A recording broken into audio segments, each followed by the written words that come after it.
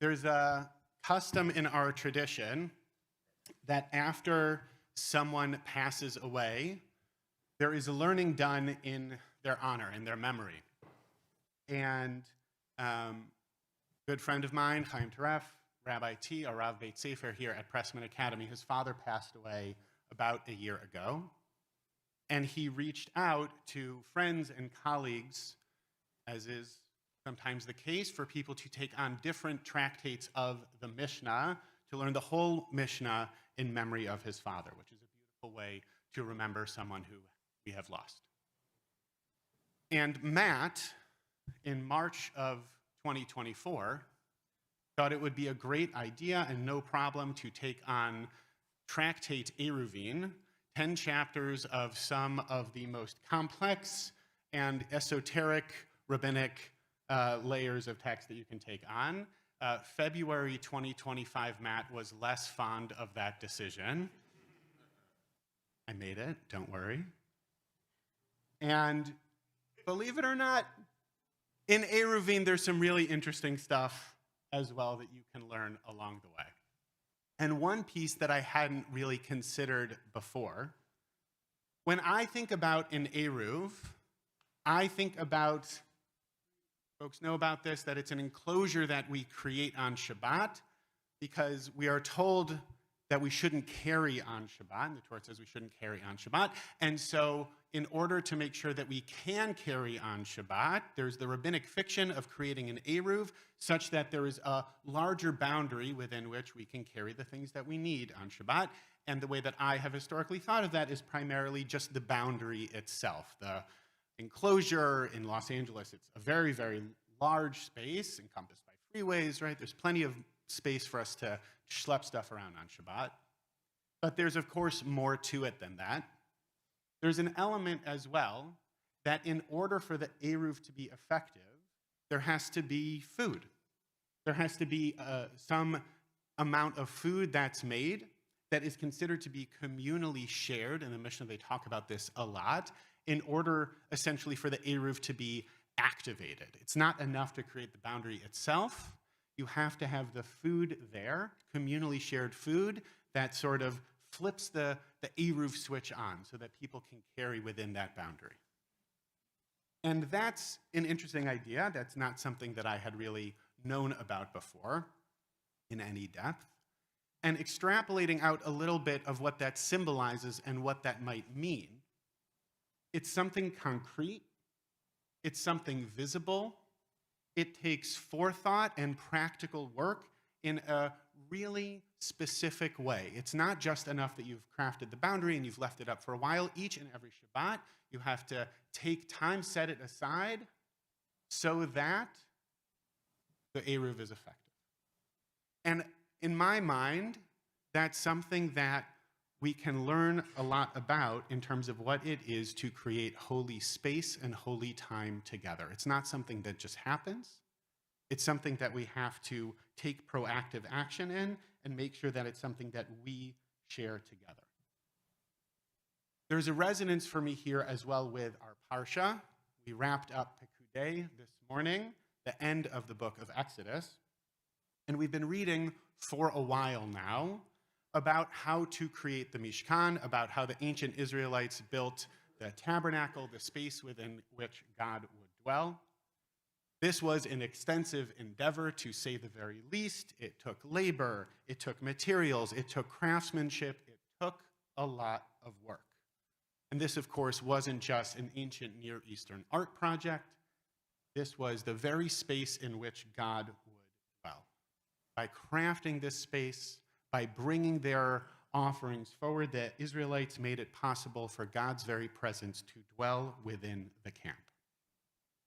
Now, creating an Eruv for Shabbat and creating the Mishkan back when we were wandering the desert, those are, of course, different things, and I see within them a number of thematic similarities. Through both of those projects, a group of people takes concrete action to set aside holy space and time through which community is built. And it's interesting to note that that has shifted over time, of course. First, when we were wandering, it was the Mishkan. Then, when we were considering rabbinic law, we think about it through the lens of Eruv, and it's worth considering the ways in which it is both similar and different. And thinking back through the different layers of our tradition, what are the similarities between how we built holy space and time then, and what might we consider about what it looks like to continue to craft and shape and proactively take on the challenge of creating holy space and time now. And of course, it's not just worth considering what we do, but also how we do it. As we're wrapping up at the end of chapter 39 in Shemot, hearing about how the work was done, there's a verse that seems to be pretty straightforward, that reads, Kechol asher tziva Adonai et Moshe, ken asu bnei Yisrael et kol ha'avodah, that just as Adonai had commanded Moses, so the Israelites had done all the work. Pretty straightforward. God told Moses something, he told it to the Israelites, they did the work. But Rabbeinu Bachya notices something interesting about the word choice in that verse. You would think in that verse, with the noun referring to the work that's done, that the noun would be melacha.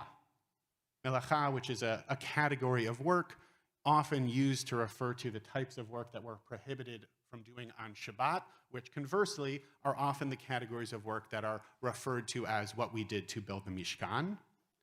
But instead, the noun rather used in this verse is avodah.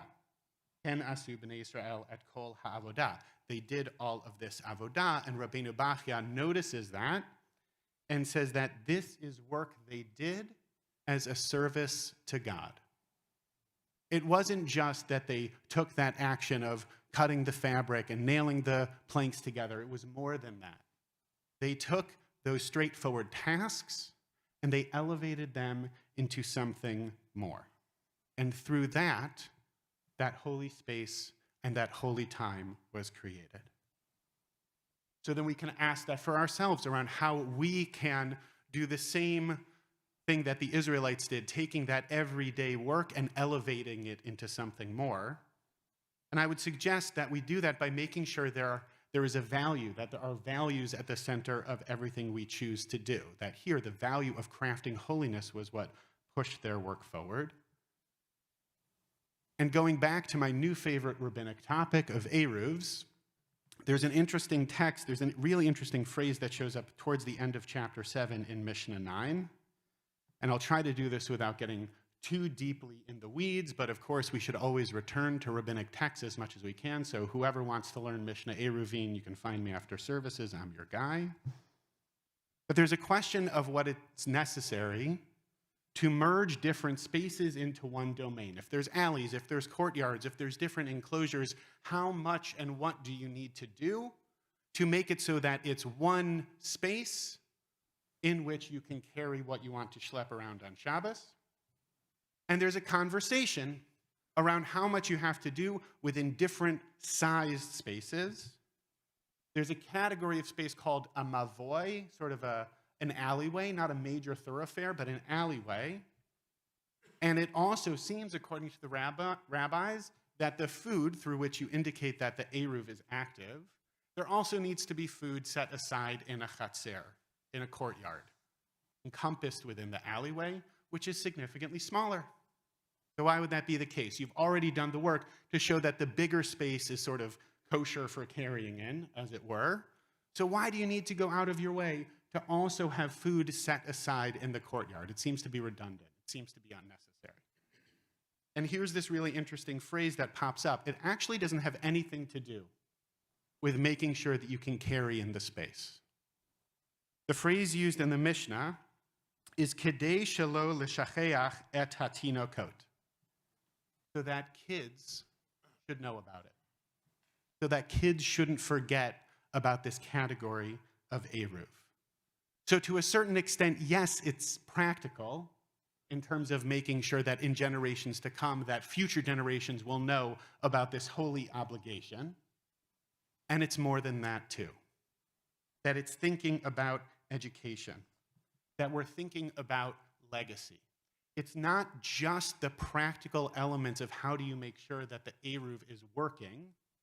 It's about layering in this value of making sure our kids know about what it is to create holy time and space that pushes forward a different type of action than we might otherwise think that we would make a point to do, which in turn can push us to ask a similar question, that as we think about creating holy time and space, what are the values that anchor us in that? And how do we take those abstract values and bring them into something concrete that helps make sure that those values are right there, ripe for the plucking? And I would say that this in and of itself is a model for thinking about how to build community. When we do the hard work of coming to some consensus about what really matters to us, it's not just thinking about, therefore, what we'll do with that, but that work in and of itself on sort of a meta level helps guide us in thinking about what we might do to build community together. It helps focus our efforts. It gives us a place to channel our energy. We know what we're trying to do when it's about more than just a task, that we can pause and reflect on, are these values that are essential to us really unfolding within the ways in which we're building community? It's not easy. The tasks themselves are not easy. Building the Mishkan took a while. Sustaining Eruvs takes effort. Building holy community takes a lot of work. And determining the values that anchor the community, that anchor that holy time and space, though it's not necessarily done with our hands, it is also not something that just happens overnight. But it's heartening to me that we have different models for how we've done this over time, that it's something that we as a people have done for centuries and centuries. And we're blessed to have models that can guide us, some models that still work. There's still an LA Eruv. We still have that. And it's also, of course, worth thinking about, are there other models that we can and should and will try for how to sustain our holy time and space together?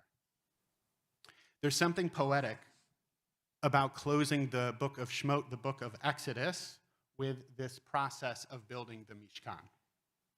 There are some big wow moments in Exodus. We leave Egypt. We receive the Torah. And what's the whole back half of the book about? Building the Mishkan. That's what we focus on. So it's not always about the big wow of what's happening, but it's about that painstaking work of building community together.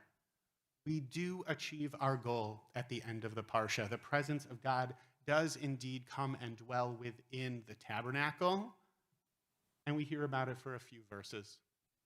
Just for a moment, after chapters and chapters of work, we get to the destination, we achieve that moment, and then we move forward from there.